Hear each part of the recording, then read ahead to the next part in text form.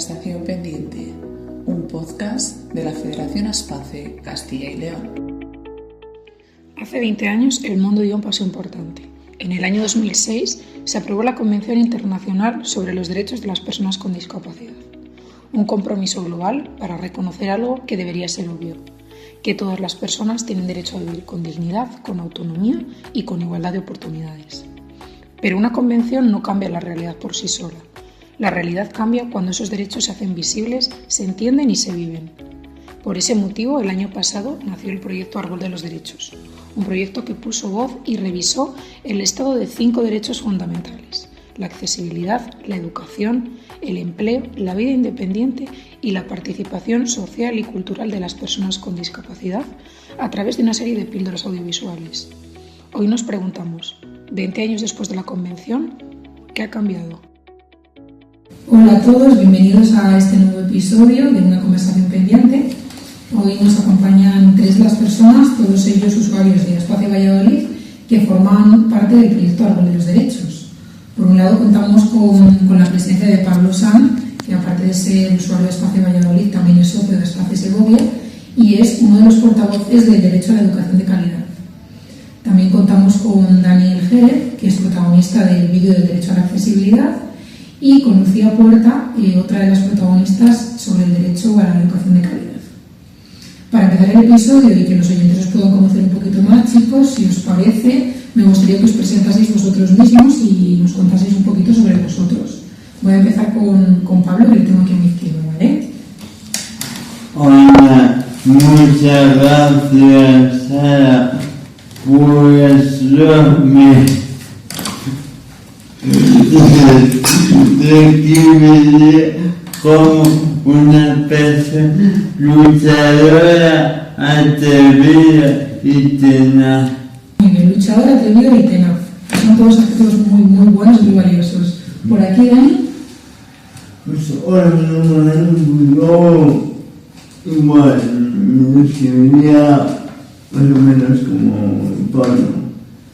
Además, a mí me gusta el deporte, hago bolsa, es como parecida a la petanca y creo tercero de Castilla y León. Tenemos la suerte de contar con Dani, ¿no? No todos los días contamos en el podcast con un deportista y un deportista prácticamente de élite. Estamos contentísimos de que estés hoy aquí con nosotros, Dani. Y por último, vamos a acabar con Lucía, que a ver si nos puede contar un poquito de ella. Yo soy Lucía y tengo 22 años y también me describo como una luchadora y defensora de los derechos. Y yo, al igual que Dani, participo en boxeo. Perfecto, entonces contamos con 2 deportistas y Pablo, tenaz, valiente y Luchador. Perfecto, chicos, pues bueno, ya hemos hablado un poquito en la previa a realizar este episodio y ya sabéis que este episodio viene a colación por el 20 aniversario de la Convención Internacional sobre los Derechos de las Personas con Discapacidad. Este documento marcó un antes y un después en el reconocimiento de los derechos de las personas con discapacidad, pero sí que tenemos que ser conscientes de que entre lo que se reconoce y lo que se vive a veces hay distancia. Entonces, cuando vosotros participasteis en Árbol de los Derechos, ¿sentíais que estabais hablando de derechos que ya estaban reconocidos o que estabais hablando de algo que todavía faltaba por conseguir reconocer o visibilizar? A ver, yo creo que falta por conseguir bastante derecho, ya que en la convención lo pone, pero lo reconoce, pero luego esos derechos quedan en papel mojado. ¿Y tú qué nos puedes decir respecto a eso? Se estoy consiguiendo, pero todavía falta un poco de más movimiento respecto a los derechos de las personas con discapacidad. Yo creo que se ha conseguido, que se ha conseguido mucho, pero que todavía falta sobre todo a nivel social. Como sabemos, en la Convención se habla de muchos derechos. Nosotros en concreto para Árbol de los Derechos elegimos 5. Y porque en la Convención, bueno, ya sabemos que en la Convención se habla de bastantes derechos, y en este caso para Árbol de los Derechos, que fue el proyecto que iniciamos con la Red de Ciudadanía, trabajamos 5 de ellos. En el caso de Lucía y Pablo se dedicaron un poquito más al derecho a la educación de calidad. Y sí que me gustaría, chicos, que nos dijeseis qué os llevó a elegir o a sentir esta cercanía concretamente con el derecho a la educación de calidad. Yo todavía sigo en etapa escolar, haciendo un ciclo formativo. Entonces, yo creo que como todavía falta por conseguir cosas respecto a la educación, porque los apoyos para todas las personas con discapacidad no son los mismos. De hecho, yo siento que a las personas que necesitamos menos apoyos, nos dan más apoyos, y a las que necesitan más apoyos les dan menos. O sea, que hay como una desigualdad. ¿Y Pablo, por tu parte? Yo también estoy en etapa escolar, y a mí lo que me llevó a decidir hablar sobre este derecho es la falta de apoyo en la etapa post-obligatoria y la tardanza en conseguirlo. Nos hablas de la falta de apoyos en la etapa educativa posobligatoria y la dificultad de conseguir estos apoyos. ¿Por qué nos hablas de esto, Pablo? A lo que me refiero es, cuéntanos un poquito de esta historia, a lo mejor personal, que ha hecho que tú sientas esas carencias en el ámbito educativo.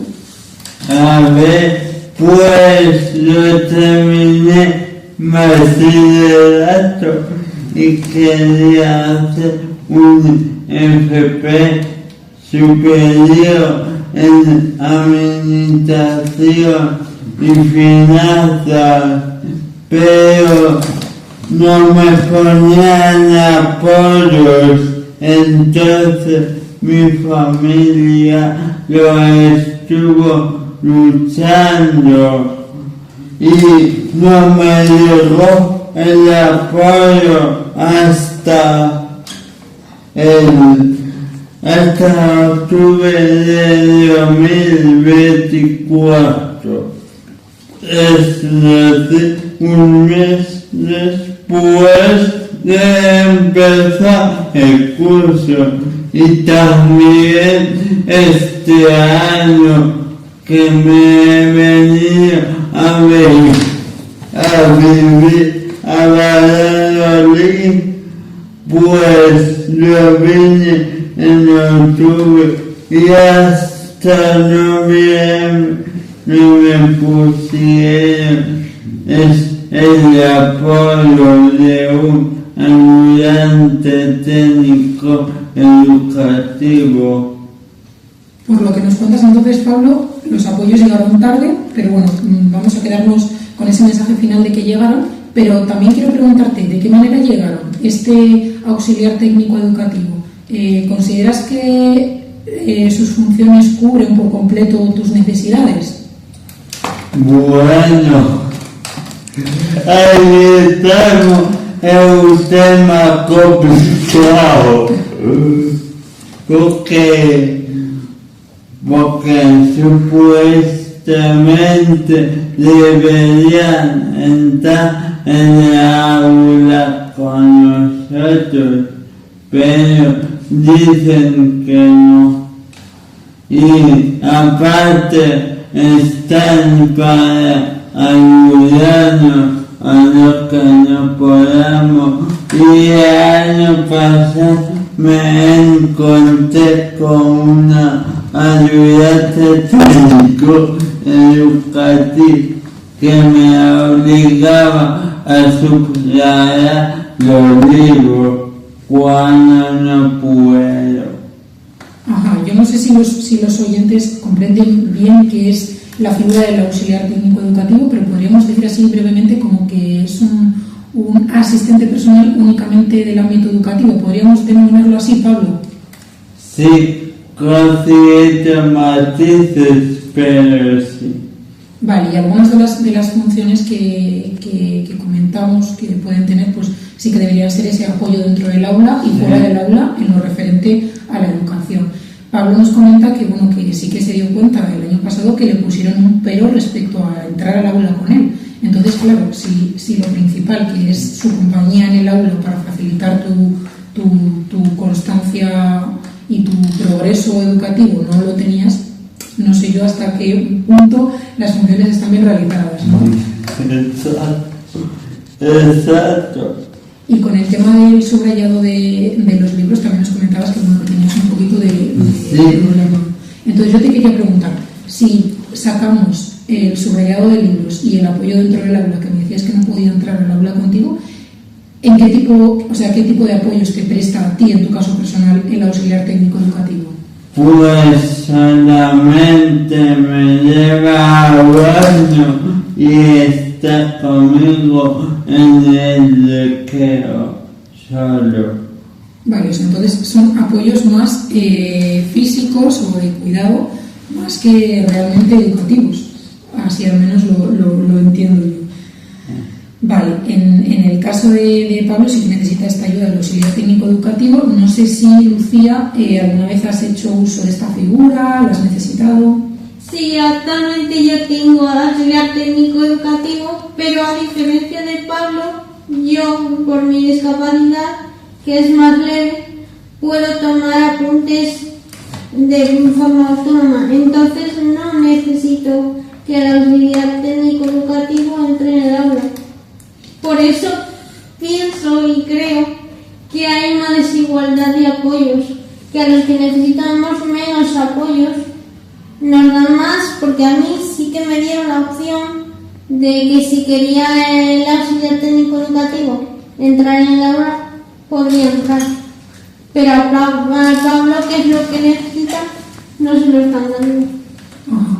Yo también quería hacer un comentario que, como bien he dicho antes, me tiré el año pasado para conseguir los apoyos administrativos muchos y no me llegaron los apoyos hasta un mes después, pero también quería comentar que 2 meses después de conseguir esos apoyos, me dicen que no voy a poder titular total, que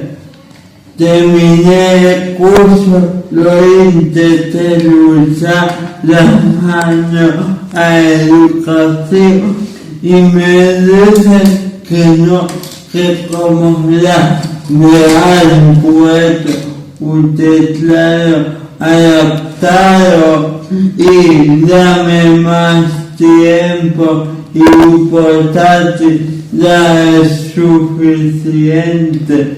Total, que tuve que renunciar a un proyecto de trabajo que llevaba con él desde 2021 y me tuve que meter a otro ciclo. O sea, ¿quieres decir, Pablo, que después de estar cursando un curso, una FP, simplemente por el hecho de no haber podido superar esta asignatura para la que era necesario un manejo bastante hábil de las manos, como es la mecanografía, no titulaste, no te dejaron titular por no ofrecerte los apoyos que tú necesitabas en ese momento? No, de hecho hice el primer curso, me quedó esa asignatura y contabilidad. Entonces, pues me hacían repetir la asignatura de mecanografía con las mismas condiciones. Claro, es que al final si el problema que estás teniendo con la asignatura es por la dificultad de desempeñarla, no tiene sentido que te hagan repetir una y otra vez esa materia si no te están ofreciendo mayores apoyos para que puedas superarla. Y es lo que dice Lucía, completamente cierto, que podemos ver realidades muy diferentes en los aulas y a nivel educativo entre personas con discapacidad a niveles o discapacidades físicas diferentes, que bueno, son una injusticia. En el caso que comentabas tú, Lucía, a ti el asistente, el auxiliar técnico, ¿qué tipo de funciones realiza contigo? Solo me tiene que alcanzar la mochila, que bueno, algunas veces pues ya lo hacen mis compañeros porque me ayudan, y ponerme al baño, ayudarme en las cosas del baño. O sea, de nuevo, en tu caso vemos que las tareas del auxiliar están más orientadas a lo que es necesidades básicas que realmente apoyo en el aula, que bueno, por el propio nombre. Que yo no lo necesito, pero que el aula sí. Vale, de acuerdo, chicos.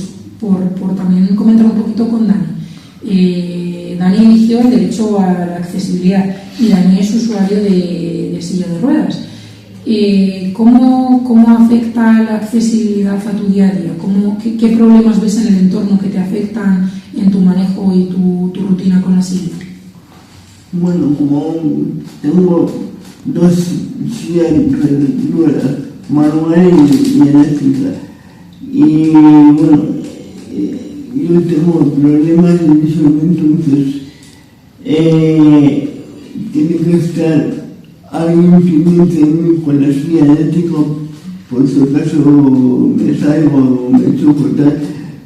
Pero bueno, Valladolid está relativamente adaptado, pero hay algunas tiendas o calles que no están adaptadas. Yo me quedo fuera a veces porque o me quedo en mi casa cuando van a comprar o tal, porque hay algunas tiendas que no están adaptadas. Pero algunas sí puedo subir con la silla eléctrica, es más difícil. Con esta silla que llevo hoy es más fácil porque la puedes empujar y subes, pero en la eléctrica no hay manera porque pesa mucho. Nosotros cuando hicimos la grabación del vídeo de la accesibilidad, en el que bueno, Dani fue el protagonista, grabamos en los aledaños de aquí del centro de Espacio Valladolid y vimos realmente las complicaciones que había a la hora de que una silla de ruedas pudiese transitar por las aceras. Entonces yo creo que bien dice Dani que él es usuario tanto de silla de ruedas eléctrica como manual, pero yo creo que en ambas, aunque una te puede dar más facilidades que la otra, en ambas estamos hablando de un problema urbanístico, ¿no? Esto es algo que os afecta a los tres chicos, porque bueno, los tres hacéis uso de la silla de ruedas. Le he preguntado a Dani concretamente, porque bueno, él protagonizó el derecho que decimos de la accesibilidad, pero los tres yo creo que podéis comentar un poquito acerca de eso. Sí, a mí también me afecta este derecho, porque hoy en día la accesibilidad universal no se cumple, como bien ha dicho Dani. Yo también estoy de acuerdo con Pablo y con Dani que la accesibilidad universal tampoco se cumple, porque todavía hay sitios en los que hay escalones que las sillas de ruedas no pueden salvar, entonces. Por otro lado también, chicos, sabemos que, como ha comentado antes Dani, practicáis ambos, tanto Lucía como Dani, bocha, que es un deporte que también se menciona dentro del proyecto de Árbol de los Derechos. Para que las personas que nos escuchan nos comprendan un poquito mejor y comprendan lo que es la bocha, aunque Dani ya lo ha asimilado con la petanca, sí que me gustaría que nos hablases un poquito de las normas básicas, de cómo es jugar bocha. Hay 13 bolas, una blanca y 6 azules y 6 rojas. Lo que tienes que hacer es tirar la blanca y dejar lo más posible una roja o una azul cerca de la blanca. Ajá, ¿y vosotros formáis parte del mismo equipo, Dani? Sí. Vale, nos comentaba Dani al inicio de la sesión que lleva practicando este deporte 15 añazos, o sea, es un experto.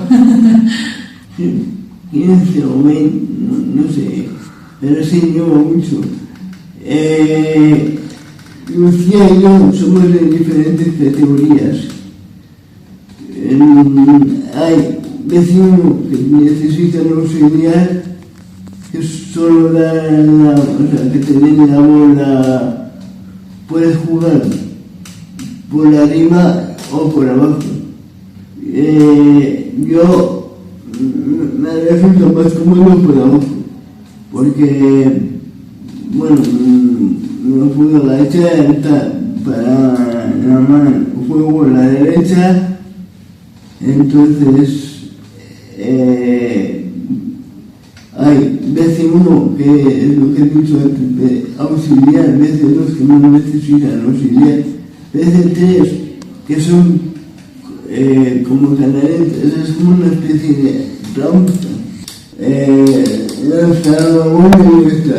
Lo único que en vez de el auxiliar de 3 no puede ver el juego. Se tiene que colocar de espaldas al jugador, al juego, porque si no le penalizan. Ajá, vale, entonces hay como diferentes rangos en función de las necesidades de apoyo de cada uno. Sí. Y Lucía, por ejemplo, ¿tú qué sientes cuando practicas bocha? ¿Sientes que esto favorece o contribuye a tu derecho a la participación, al deporte? Pues sí, la verdad que yo empecé como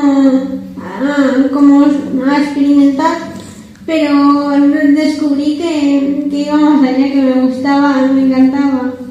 Sentía como una libertad, también favorece a la movilidad y al final, como está considerado y es un deporte, pues contribuye al bienestar.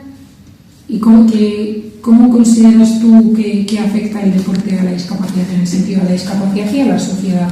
¿Crees que el deporte facilita el cambio de mirada que puede tener la sociedad hacia la discapacidad? Nos da visibilidad. Yo creo que el deporte nos da visibilidad porque nos hace como que todos estemos incluidos. Dani, ¿tú también lo consideras?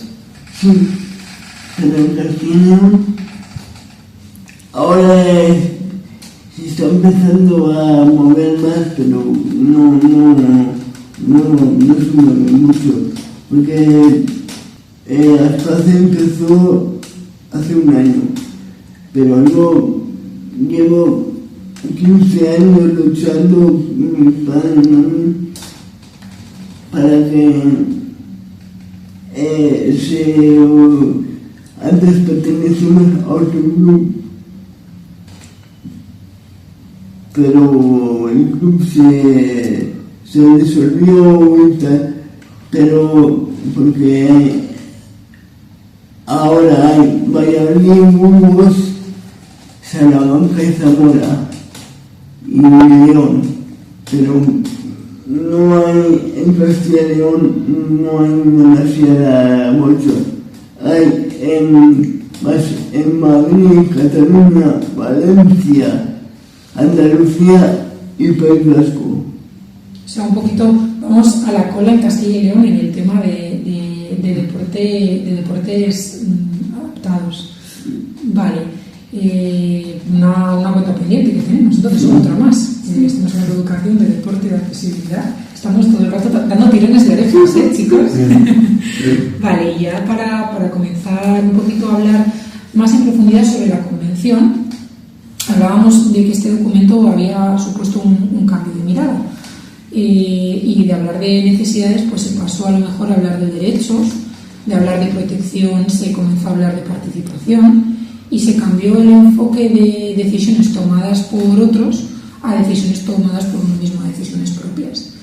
20 años después de esta firma de la Convención, que comentamos que fue en 2006, nos preguntamos, o me gustaría preguntaros, si creéis que se ha conseguido realmente este cambio de visión.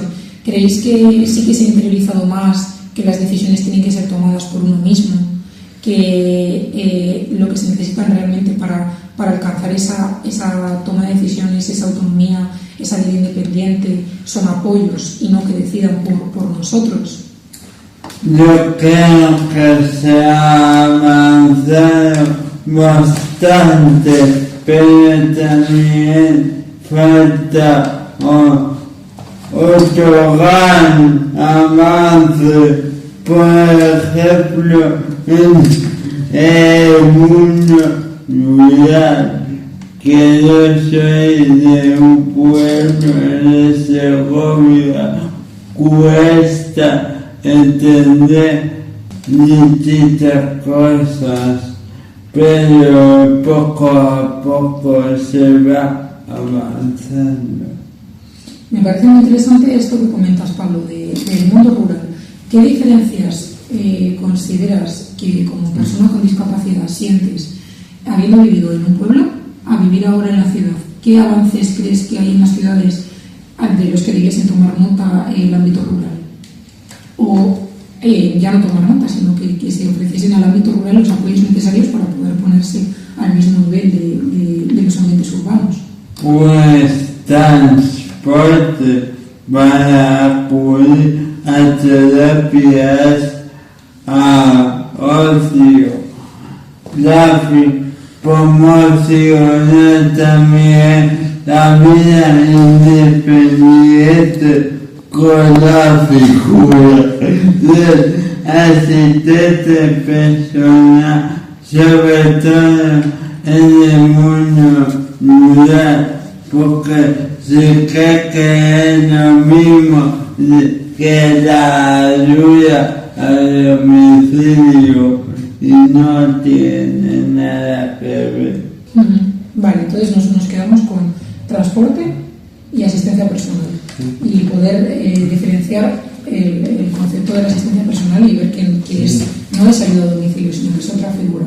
Y accesibilidad, sobre todo en el transporte. Y hablando un poco de las carencias, que es lo que estamos comentando ahora, las carencias que estáis pudiendo sentir, ¿podríais contarnos cuál ha sido el momento más reciente que hayáis vivido, en el que hayáis sentido que se han vulnerado algunos de vuestros derechos de manera muy clara? No sé si quieres empezar tú, Lucía, el caso más reciente que hayas dicho, mira, pues aquí he visto que han actuado de una manera que no debiesen o que el espacio no está facilitándome mi autonomía como debiese ser. Pues hace poco fui a cenar con unas amigas y me encontré con que el restaurante en el que íbamos a cenar tenía un escalón así de bastante grande y no tenía rampa. Entonces mis amigas tuvieron que ayudarme a salir de la silla y agarrarme y luego levantar la silla para poder yo acceder al restaurante.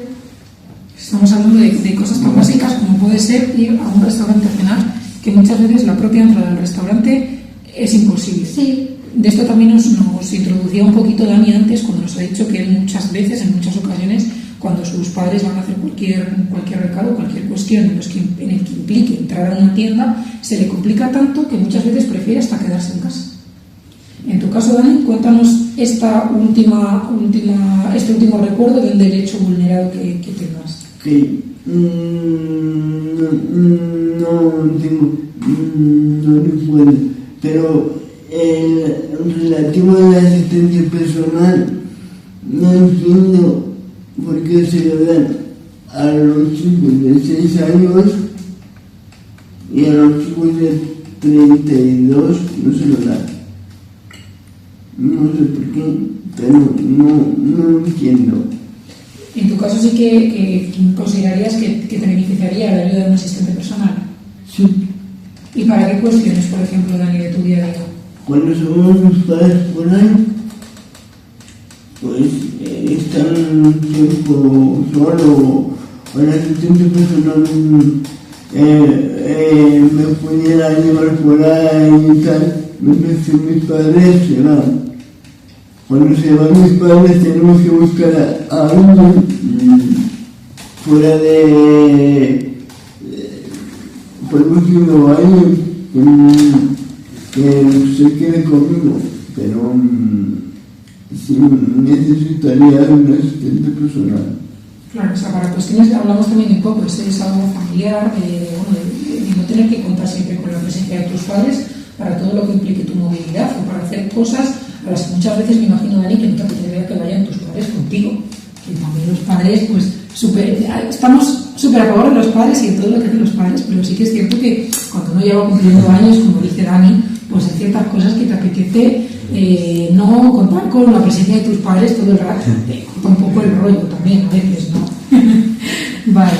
Y Pablo, en tu caso, ¿cuál es esa demanda o esa vulneración de derechos que hayas tenido más presente recientemente? Educación de calidad y vida independiente. ¿Algún caso concreto que puedas darnos muy reciente, lo que más se te venga a la cabeza recientemente que haya ocurrido, que digas, mira, esto debieran ponerle el ojo porque no se está atendiendo como debería? Pues en cuanto a educación,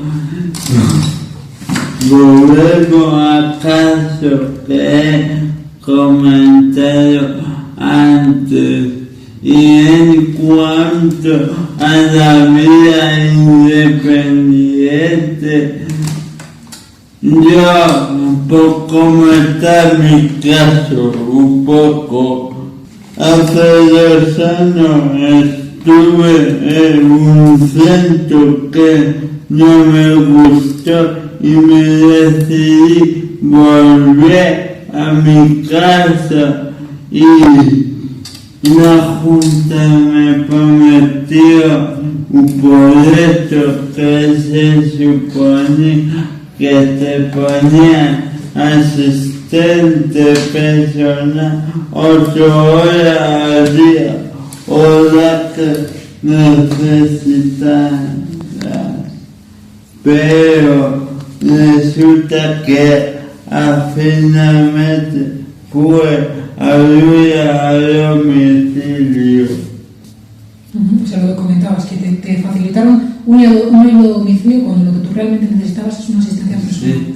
Dinos, Pablo, porque igual que las personas que nos están escuchando no logran diferenciar bien qué rasgos son diferentes entre una persona de ayuda a domicilio y un asistente personal. Ayúdanos a clarificar un poco eso.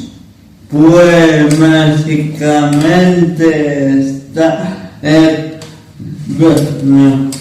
básicamente la diferencia está en que la ayuda a domicilio, las horas te la impone la Junta, mientras que la ayuda a domicilio mientras que la asistencia personal, pues la Junta te da el dinero a través de una prestación de asistencia personal y tú puedes decidir cuántas horas. Y luego otra diferencia fundamental es que la ayuda a domicilio está enfocada más en casa, mientras que la situación personal te puede servir para viajar y al instituto, limpiar y cosas de casa también, pero gestiones y eso es definitivo, muchas más cosas.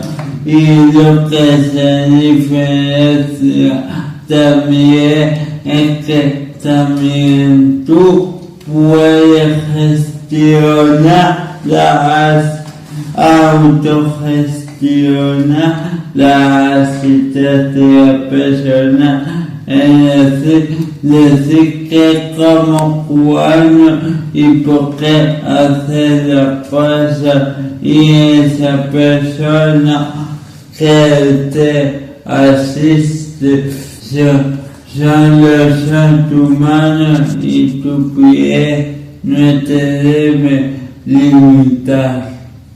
Ajá, vale, entonces, por hacer un resumen un poco de todo lo que has dicho, lo que diferencia la asistencia personal de la ayuda a domicilio sería dos cosas principales.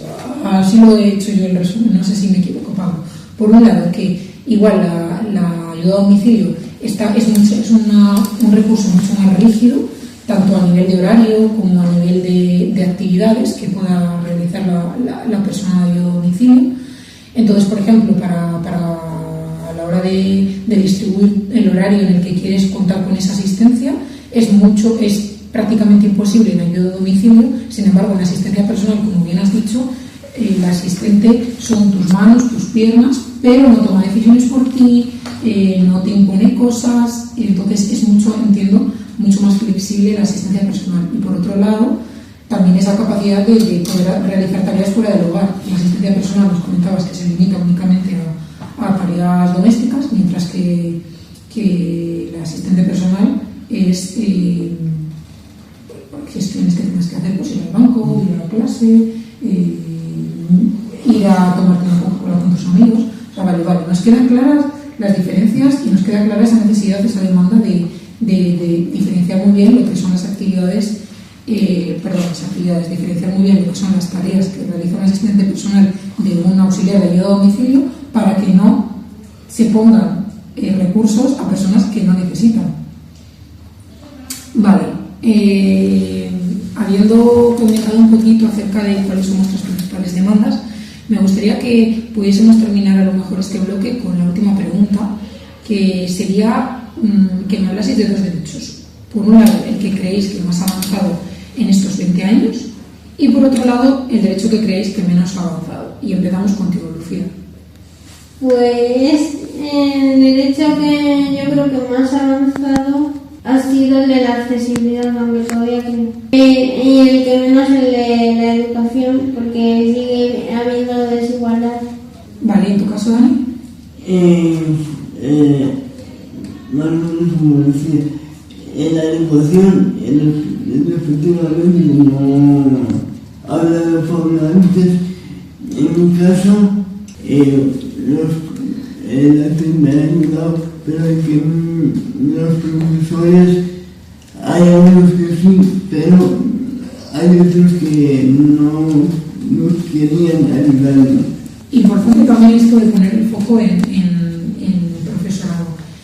Es evidente que el profesorado no tiene que hacer funciones de auxiliar técnico educativo, lo sabemos, pero sí que facilitar esa integración, esa adaptación de la persona con discapacidad al aula.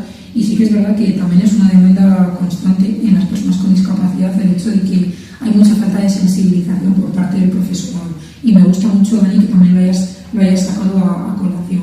Y acabamos contigo, Pablo, el derecho en el que más se ha avanzado y el derecho en el que menos se ha avanzado. Yo creo que se ha avanzado bastante en educación, pero todavía falta mucho, y también el que menos se ha avanzado es en el derecho de vida independiente.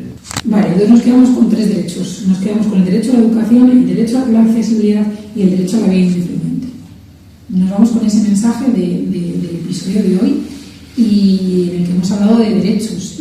Y quiero cerrar un poquito haciéndoos la última pregunta que hacemos siempre a todos nuestros invitados, que es la conversación que creéis que no puede seguir esperando. ¿A qué me refiero con esto? Me refiero a ese tema que creéis que es necesario sacar a la esfera pública y abordar recientemente, algo que no puede esperar más tiempo. ¿No te viene ahora algo, Dani, a la cabeza? Lucía, ¿tú qué nos puedes contar? Yo en mi caso, que hay otra cosa que no se mencionó, en mi caso yo creo que es muy importante que se tenga en cuenta o se empiece a dar una vuelta el empleo en el entorno de las personas con discapacidad. ¿Y con tú, Pablo? Yo creo que el derecho principal que se debería sacar a la población es el derecho a la vida independiente, de que es un derecho puerta que te abre por andar más derechos. Este derecho a la vida independiente como un derecho puerta, como muy bien has dicho, para llegar a los demás derechos. Genial, muchas gracias, chicos. Pues entonces lo que hemos comentado es que la Convención logró marcar un camino y proyectos como Árbol de los Derechos han conseguido acercar este camino a la realidad y acercarnos a experiencias como las que hemos escuchado hoy. Y estas experiencias nos hacen recordar por qué es necesario seguir avanzando, porque todavía hay muchas cosas que falta por hacer. Quiero agradeceros, chicos, por compartir vuestra experiencia, por compartir vuestra mirada y por ayudarnos a entender todas estas cuestiones con vuestra voz. Y también quiero agradecer a todos aquellos que nos están escuchando y realizarles también una pregunta a ellos, que es ¿qué pueden hacer para que estos derechos se cumplan de verdad? No olvidéis estar atentos a nuestras redes sociales para no perderos nada y hasta el próximo episodio. Una conversación pendiente, un podcast de la Federación Aspace Castilla y León.